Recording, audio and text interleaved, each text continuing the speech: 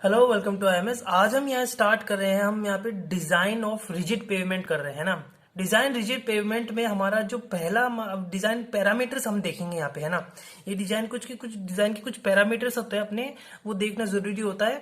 और अपना wins guard अपने पास एक करके कोई भाषा थे, उन्होंने है ना अपने पास ये पे रिजिड पेवमेंट का अपने को फॉर्मूला दिया, क्योंकि भाई उनको भी चुल लग रही थी भाई कोई ना कोई एक नई चीज और लगा दो इनकी पढ़ाई के लिए। तो ये चीज है भाई। तो उन भाई साहब ने अपने लगाया एक फॉर्मूला, और उसको उसको करने के लिए पहले अपने पास यहाँ पे कुछ चीजें निकालनी पड़ती है, वो है ना, वो अपन कर रहे हैं। ठीक है, तो यहाँ पे अपन सबसे पहले अपन देखेंगे रिजिड पेवमेंट क्या होती है, मैं वो बताता हूँ पहले, है ना।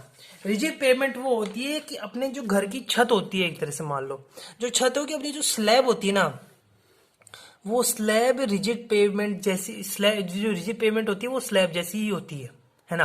वो एक स्लैब होती है, वो जमीन बिछाई होती है, जिसके नीचे हमने को सब ग्रेड लगा के उसके ऊपर स्लैब बचा देते हैं, वो चीज होती है। ठीक है, अब यहाँ पे अपने पास ये है, ये स्लैब है, इसके अंदर कुछ पार्ट होते हैं जहां पे फोर्स लगता है जो इंपॉर्टेंट होता है। ठीक है, पहला पार्ट होता है इंटीरियर। अब इंटीरियर क्या होता है? मिडिल पार्ट, जहां पे अपने व्हीकल्स ट्रेवल करते हैं। ठीक है, ये मिडिल पार्ट होता है, मेन लोड अपना यहीं लगता है। ठीक है, बाकी के अपने जो पार्ट होते हैं, जैसे ये होते हैं अपने कॉर्नर्स, है ना। ये कॉर्नर्स होते हैं, ये एंड्स, मतलब कॉर्नर होते हैं, है ना, एंड्स अपने यहाँ पे स्लैब की। भाई अपने कोई स्लैब देखी होगी, तो वो स्लैब ऐसी होती है भाई, यहाँ पे एक जॉइंट आके फिर एक स्लैब आ गई, मतलब रोड जो अपनी होती है रिजिड वाली, फिर एक जॉइंट आ गया, फिर एक स्लैब आ गई, ताकि भाई गर्मियों में कुछ बड़ा कम होना, तो ये जॉइंट्स के इधर ही रह जाए, है ना। तो यहाँ पे जो आई, ये तो इंटीरियर है, ये एज है, और मतलब ये एंड है, और ये अपना एज एरिया है। फोर्स सबके अंदर लगता है ना। अपने को न्यूमेरिकल में बोल सकते हैं कि भाई आपको एंड में एरिया निकालो, एंड में स्ट्रेस निकालो, कॉर्नर में स्ट्रेस निकालो, या एज, या फिर अपने को ये जो इंटीरियर है इसमें स्ट्रेस निकालो। तो हर एक का तीनों का तीन फॉर्मूले होते हैं, वो सिंपल फॉर्मूले होते हैं, कोई दिक्कत नहीं होती। इनके जो पैरामीटर्स होते हैं वो इनकी फिजियोलॉजी पे बताता हूं मैं आपको। ठीक है ना।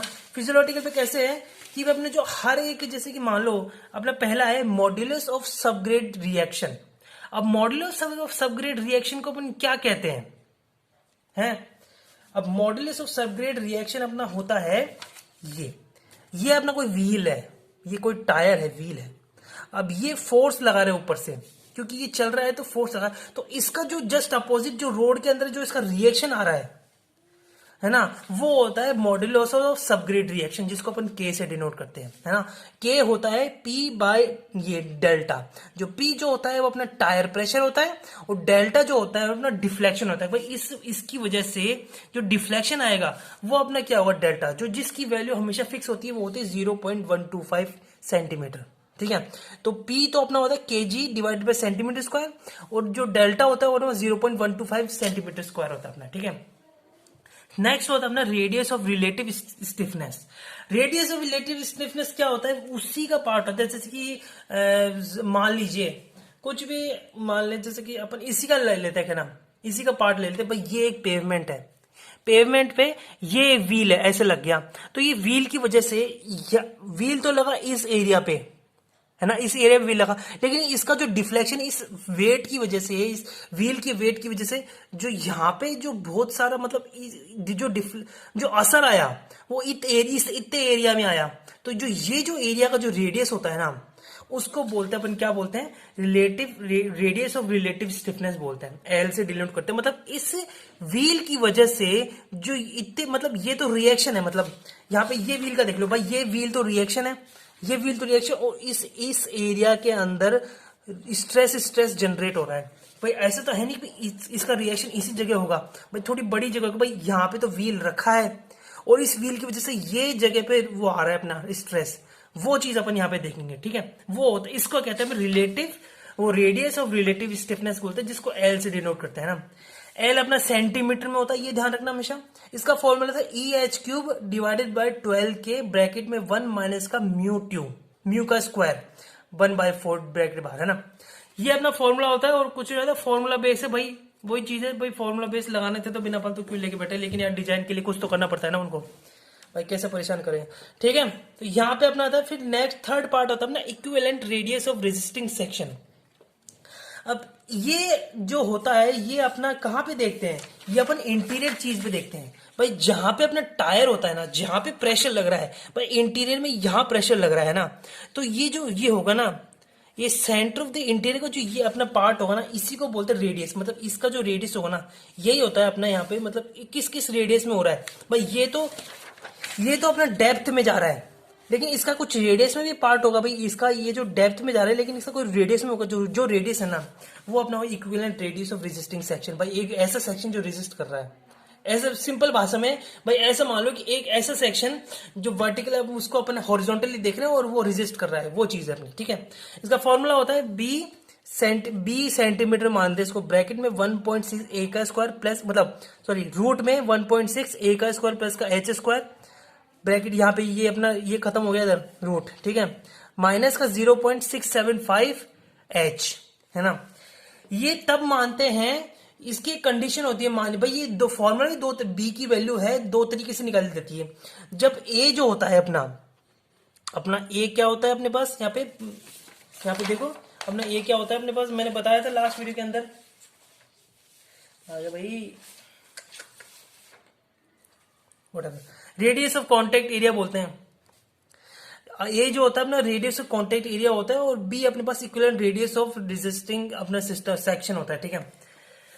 जो ए आता है अपने पास, मान लो कि अपने को जो रेडियस ऑफ कॉन्टेक्ट एरिया है ना, जो टायर का जो कॉन्टेक्ट एरिया है वो 14 है, ठीक है।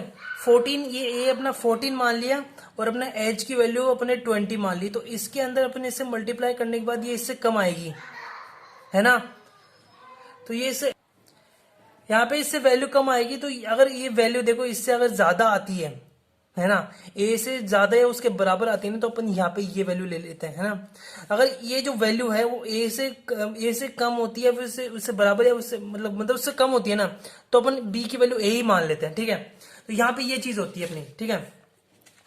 अब इससे ये चीज के ऊपर अपना एक भाई विंसगार्ड भाई साहब ने ये अपना दे दिया, इक्वेशन दे दी उसने, है ना, कि भाई वो मैग्नीट्यूड, मतलब स्ट्रेस का जो मैग्नीट्यूड है वो तीनों डायरेक्शन में कैसे मानते हैं, इंटीरियर के अंदर, एज के अंदर और कॉर्नर्स में कैसे मानते हैं। उसको सिग्मा आई भी बोल सकते हैं और एस आई भी बोलते हैं स्ट्रेस के लिए, ठीक है। यहाँ पे फॉर्मूला बनता है अपने पास, यहाँ पे डायरेक्ट फॉर्मुलेज है, कोई डेरिवेशन कुछ भी नहीं है, डायरेक्ट फॉर्मूला है अपने पास 0.316 पी अपॉन में एच का स्क्वायर, ब्रैकेट में 4 लॉग, ब्रैकेट में L by B, bracket plus का 1.069, ठीक है, केजी अपने में आता है। सेम टू सेम वही चीज है, इसमें चेंजेस क्या आ रहे हैं अपने पास, एक तो यहाँ पे चेंज आ रहा है और एक ये चेंज आ रहा है, बाकी सब एक जैसा है।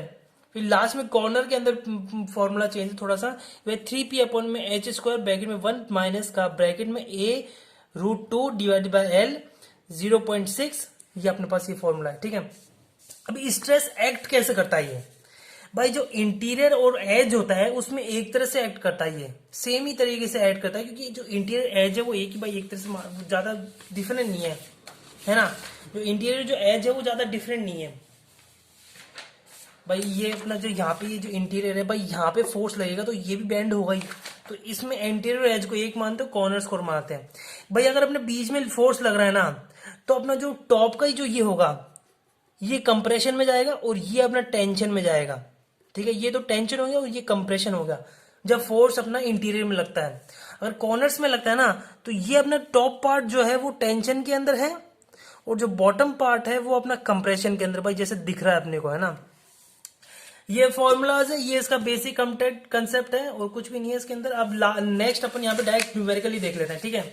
सीधी सीधी न्यूमेरिकल देख लेते हैं, एक सिंपल न्यूमेरिकल होता है, इसका ज्यादा कोई दिक्कत नहीं होती इसके अंदर, ठीक है। न्यूमेरिकल कुछ ऐसे हैं कि भाई डिफाइन एल एंड बी, पहले तो एल एंड बी की वैल्यू निकालो, फिर इवेल्युएट करो कि इवेल्युएट करने अपने को load stress at corner using विंसगार्ड एनालिसिस, ठीक है। अपने पास यहाँ पे डाटा दे रखा है, अपने पास डिजाइन वेट लोड अपने को पी दे रखा है, यहाँ पे ये अपने को ई दे रखा है, अपने को म्यू दे रखा है, अपने को एच मतलब डेप्थ दे रखी है 7 की अपने पास, यहाँ पे के की वैल्यू अपने पास यहाँ पे है, और ए अपने पास ए की वैल्यू, अपने कॉन्टेक्ट एरिया जो है उसकी वैल्यू अपने पास यहाँ पे है। तो पहले अपन निकालेंगे एल, तो एल अपने पास रेडियस ऑफ रिलेटिव स्टिफनेस, उसका फॉर्मूला अपने पास यहाँ पे रखा है, अपन ने पहले ही देखा था फॉर्मूले अपन ने यहाँ पे सारी वैल्यूज अपने पास है, तो फॉर्मूले अपने वैल्यू डाली, तो 72.27 अपने पास यहाँ पे क्या आई, एल की वैल्यू आ गई, जो कि है सेंटीमीटर में, याद रखना सेंटीमीटर में। दूसरा अपने पास है equivalent radius of resisting section. अब यहाँ पे बस के की वैल्यू है तो अपने को के लगाने नहीं पड़ी, लेकिन यहाँ पे अपने डायरेक्ट अपने पास क्या है, अब यहाँ पे लगाएंगे जो ए है वो ए की वैल्यू 14 है, और जो अपने पास यहाँ पे है मैंने बताया था दो कंडीशन होती है भाई अपने, तो एक तो ए होना चाहिए जो इससे अपने पास बड़ा हो एच, और एक ए होना चाहिए जो अपने इससे बस छोटा हो। ठीक है, उस दोनों पे अपने पास अलग अलग फॉर्मूले थे।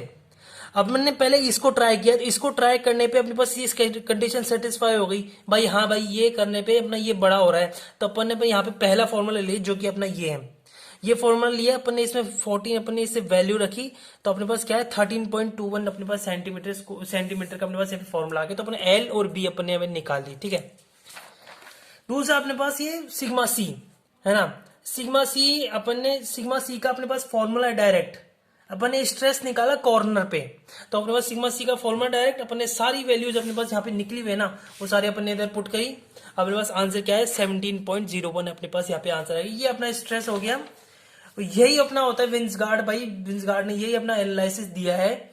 तो यहाँ पे अपना यहाँ पे जो है ना अपना डिजाइन ऑफ पेमेंट है, अब ये बता रहा हूँ मैं, डिजाइन ऑफ पेमेंट है वो IRC 38 और IRC 57 उसके हिसाब से ही बना है यहाँ पे, कि भाई अगर आपके वहां पे आके बोल देना भाई design the payment by according to IRC 37, मतलब IRC ऐसे अगर बोल देना तो घबराना मत भाई, बोलना भाई अपन ने तो ये पढ़ा था ये कहां से आ गया, ऐसा कुछ नहीं है, वहां पे एक ही फॉर्मूला बनता है अपने यहाँ पे, जो अपन ने मैंने जो बताया ना ये IRC के हिसाब से, ये जो अपने एग्जाम में यही आएगा और कुछ नहीं आएगा। ठीक है, तो यहाँ पे अपना न्यूमेरिकल पार्ट ये खत्म हो गया, अब अपन थ्योरी पार्ट चालू करेंगे, एक एक करके अपन सारी थ्योरी निपटानी पड़ेगी, और क्या अपने एग्जाम आ गए हैं, तो अब मिलते हैं नेक्स्ट वीडियो के अंदर जब थ्योरी चालू करेंगे। ठीक है, थैंक यू वेरी मच।